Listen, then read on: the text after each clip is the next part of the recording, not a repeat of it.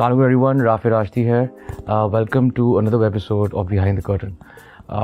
As I had discussed the medium of writers, content and discussion going on right now, I would like to close the segment of writers, content with an individual sitting with me.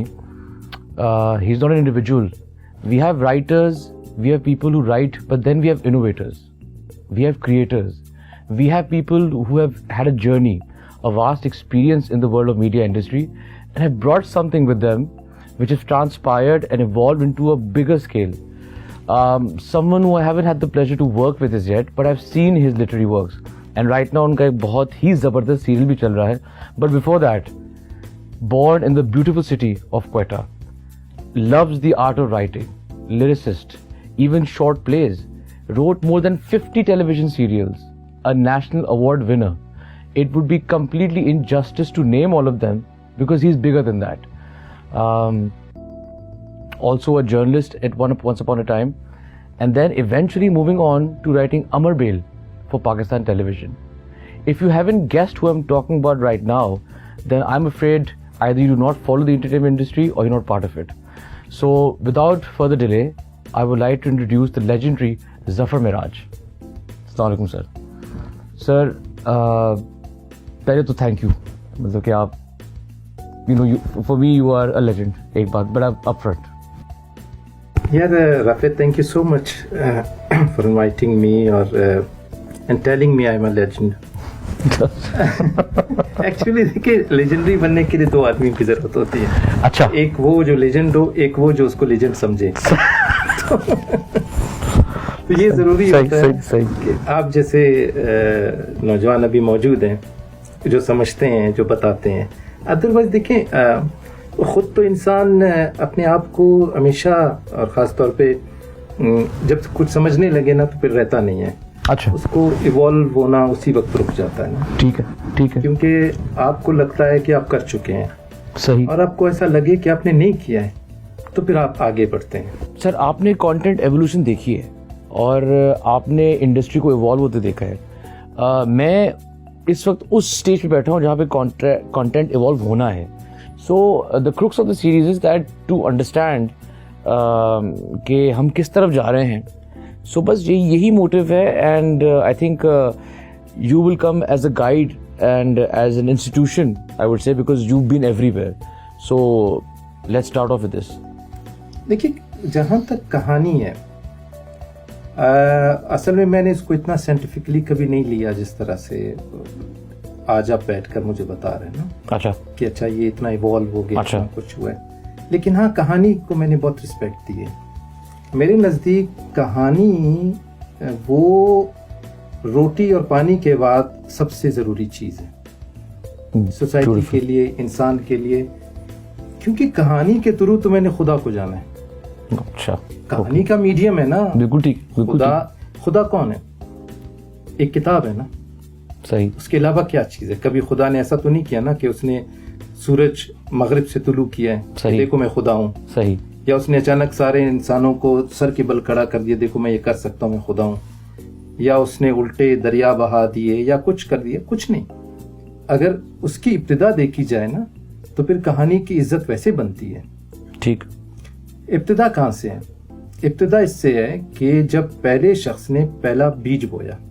ठीक है. ठीक है. ठीक है. ये एग्रीगन society जो culture है या एग्रीगन एज है, वहीं से कहानी शुरू होती. उससे पहले तो आप पत्थर से शिकार करते थे, इंडिविजुअल सब कुछ चल रहा था. आपने पहला बीज बोया तो फिर मसला उस बीज का आया कि अब उसके बैठकर इंतजार करना है. सही. उसकी परवरिश किसने करनी है, उसकी आबियारी किसने करनी है.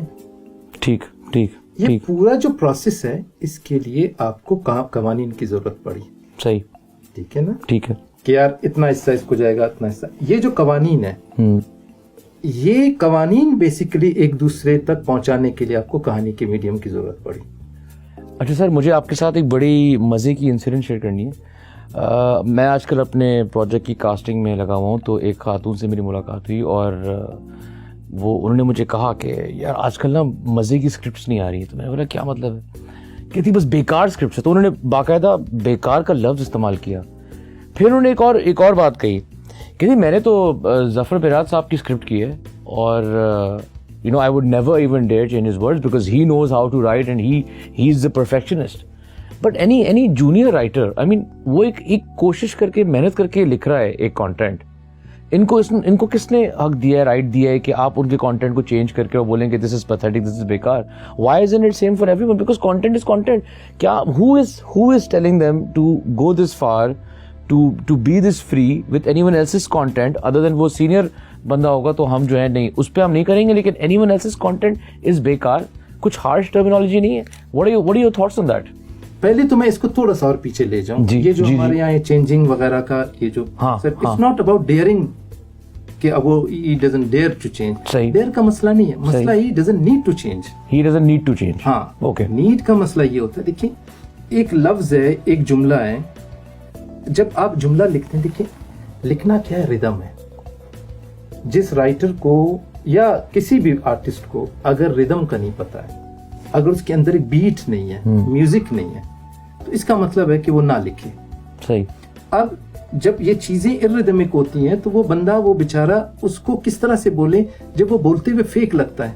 अच्छा. तो आखिर उसका भी अपना एक कॉन्शियस है ना. ओके. तो जब वो उसको चेंज करने में आता है, जाहिर है वो कितनी बेदिली से कितनी देर तक बोले. अच्छा सर, मैं आपसे कुछ आपका एक सीरियल चल रहा है इनकार. I would like to ask you something. मेरा बहुत छोटा सा एक्सपीरियंस है. मुझे बहुत बिल्ट इन किया गया कि यार वायलेंस अवॉइड करो, वायलेंस अवॉइड करो, वायलेंस अवॉइड करो. ये रूल्स हैं, रेगुलेशंस हैं. वो इदारे के फर्रे आते थे कि यार ये देखो, ये अगर आप करोगे तो हमारे पास नोटिस आ जाएंगे. मैंने कहा वो सीन देखा बड़ा आपका पावरफुल वाला, और ये आई मीन वो खंजर, वो जो he is stabbing the girl, कि किस how did you get the privilege of doing that? मैं आपको एक बात बताऊं ना, फिर अमरवील का नाम ले रहे थे. जी हाँ. आपको पता है अमरवील का टॉपिक क्या था? एंड ये जो है ना, कब ऑन एयर हुआ था? 1991 जी. 91 के हालात देखें, पीटीवी देखें. बहुत. इसका सब्जेक्ट क्या था? It was about virginity of a girl. Wow.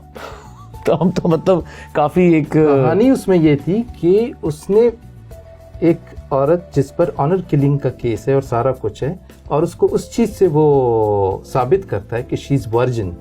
ठीक और है. वो पूरा का पूरा उस प्रोसेस से मैं गुजरा. लेकिन अब मसला यही है ना कि एक चीज आती है जिसको कहते हैं कि आप ऐसे लिखें, उस सलीके से लिखें कि वो अनअवॉइडेबल हो. जैसे मैं आपको एक बात बताऊं कि हम बाज औकात फिल्म देखते हैं जिसमें लव मेकिंग आती है. जी हाँ. आप कहीं सीड्यूस नहीं होते, बिकॉज वो आर्ट है. आर्ट एक सब्जेक्टिफिकेशन है. पूरे उसके साथ इतना वो सिंक है और इतना वो ये सब्जेक्टिफिकेशन है. वो पूरा का पूरा उसके साथ लाइक जस्टिफाइड है. हाँ, सीन इमोशनली भी रिक्वायरमेंट है. ठीक है. सही है. रिक्वायरमेंट छोटा लफ्ज है. सही है. मैं कह रहा हूँ वो इमोशनली इतना जस्टिफाई है. सही. कि मतलब आप उसके साथ फ्लो करते जा रहे हैं. ठीक है. सीड्यूस नहीं होते. जब आप सीड्यूस हो रहे हैं ना, हाँ, वो जगह कटेगी. जहां आप वायलेंट हो रहे हैं वो जगह कटेगी. जहां आप कराहत में आ रहे हैं ना, वो जगह कटेगी. आर्ट जो है ना, वो हमेशा इज अबाउट, हम इसको कहते हैं सुकून. जो खूबसूरती को जहां कराहत में बदल दे, जहां डिस्ट्रैक्ट कर दे, जहां सिड्यूस कर दे ना, बस इसका इतना ऐसा फार्मूला है, वो जगह कटनी चाहिए. तो सर आजकल मतलब कि यंग प्रोड्यूसर कैसे काम करेगा? मतलब कि जब तक बड़ा राइटर नहीं होगा, बड़ा डायरेक्टर नहीं होगा, एक कॉम्बिनेशन नहीं बनेगा तो प्रोजेक्ट अटेम्प्ट नहीं किया जाएगा.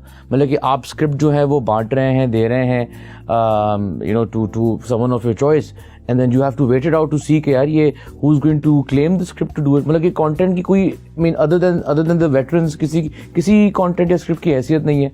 आई हैव टू वेट और anyone else has to wait for the part कि यार जब तक एक पैकेज बनेगा तब तक हम अटेम्प्ट करेंगे. What are your thoughts on that?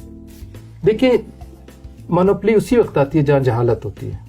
कोई भी ज़हीन ठीक आदमी ने वो मोनोपोली का शिकार नहीं होता. वो हमेशा इवॉल्व करता है. बिल्कुल ठीक है. ठीक है. वो अपने आप को ठीक करने की कोशिश करता है. वो चीजों पास ऑन करता है. बिल्कुल सही है. मोनोपोली तो अबू जहल था ना, सबसे बड़ी मिसाल वही था. बेहतरीन. उसने एक जदीद तरीन शक्ल को इंसानियत के उसको रिजेक्ट कर दिया. एक वो एब्सोल्यूट और उस हम क्यों कहते हैं अबू जहल, उसको पढ़ा लिखा नहीं था. बिल्कुल सही है. तो जहालत यही होती है. अब मसला ये है कि वो उनके अंदर खुद चीजें जो है ना, वो उनका एक्सपोजर खत्म हो गया है. उनका विजन नहीं रहा है इंस्टीट्यूशन वालों का, मतलब कि उसी, हाँ, इनका विजन खत्म हो गया है। खत्म हो गया ना, वो एक खास किस्म के वो पैट उस पर चलना शुरू हो गया ना, जैसे रोज का रूटीन है, साइन आ गया, अच्छा ये चल गया तो ये चल गया, ये नहीं चला तो ये चल गया। ये आपने कब, when did you realise this? यार ये तो मतलब कि आप तो एज अ प्रोफेशन तो आप राइटर लिख रहे हैं, when did you realise this it's done, अब ये हम नहीं, लेकिन इट्स नॉट डन 100%, ऐसा है भी नहीं, क्योंकि उसमें दो बातें हैं। एक ये है कि आप कहीं जाके झंझोड़ते हैं, एक चीज लेकर आते हैं, ठीक है ना, हो रहा है कुछ काम हो रहा है, आप जैसे जवान है वो इसको कर रहे हैं, जो इस चीज को समझते हैं, और कहीं जाकर आप उनको झंझोड़ते हैं, आप उठाते हैं, करते हैं, वो आ भी जाता है, लेकिन चूंकि वो मेहनत तलब काम है, उसमें पसीना लगता है, उसमें काम लगता है, वो स्क्रिप्ट 3 महीने में, साल में लिखा जाता है, तो वो जो एक इंस्टेंट, देखिए मैं आपको बात बताऊं, एक चीज को ग्राइंडर पे चला के आप पीते हैं, एक को आपको सिलबट्टे पे पीसना पड़ता है, ठीक है ना, गुड थिंग्स टेक टाइम, वही सही है। अब टेस्ट तो सिलबट्टे से आता है, अब उसने वो काम करना नहीं है, नंबर 1।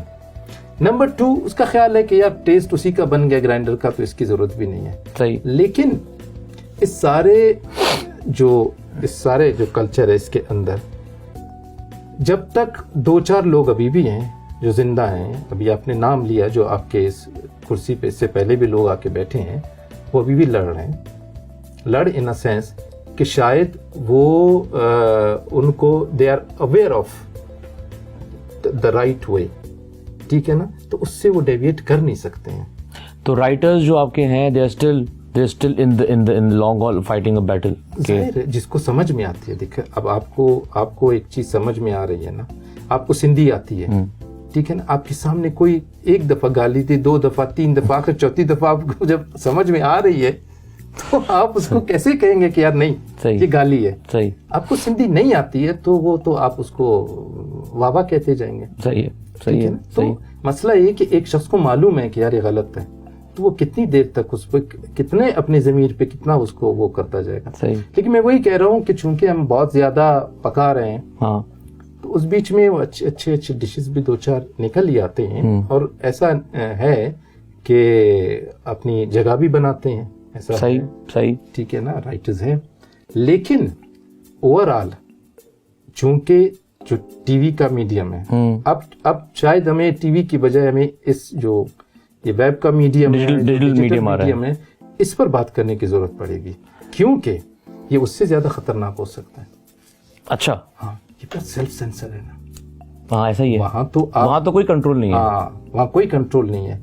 अब अगर वहां का बंदा, फर्ज करें किसी को आपने 10 साल तक जोर से बुर्का पहनाया तो उसके बाद तो वो स्कर्ट पहनेगा ना, वो तो सब उतार के पहनेगा कि यार अब मां फुड़ी, तो ऐसा ही है, ये जो वो तो एक्सप्रेस करेगा ना, तब उस आदमी को इखलाकी तौर पे, मॉरली उसको किस तरह से असेंबल करना है, उसको किस तरह से ठीक करके रखना है ताकि वो अपने सेल्फ सेंसर में जाए।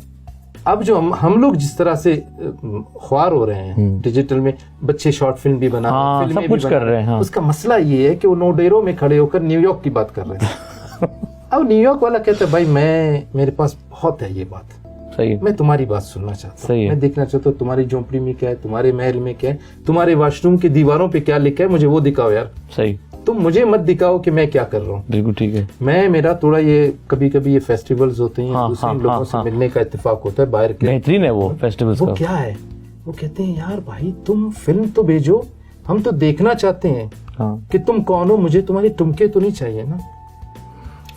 जो हमारी फिल्म है ना, इसका एक अजीब सा, मैं थोड़ा से बात को नहीं, आप बिल्कुल सही जा रही, क्योंकि फिल्म वाले मीडियम पे मैं आ रहा था, डिजिटल और फिल्म दोनों के। हम आज तक हमने पता है क्या फिल्म बनाई है, हमने फिल्म को, बल्कि हमारी सोसाइटी ने हमारी फिल्म को उस जगह तक लाके खड़ा किया, उसमें सारे दूसरे जो कंजर्वेटिव फैक्टर्स हैं वो भी इसको सपोर्ट करते रहे, उसने फिल्म को गिल्ट बना दिया। हाँ, फिल्म एक गुनाह बना दिया। गुनाह क्यों बना दिया?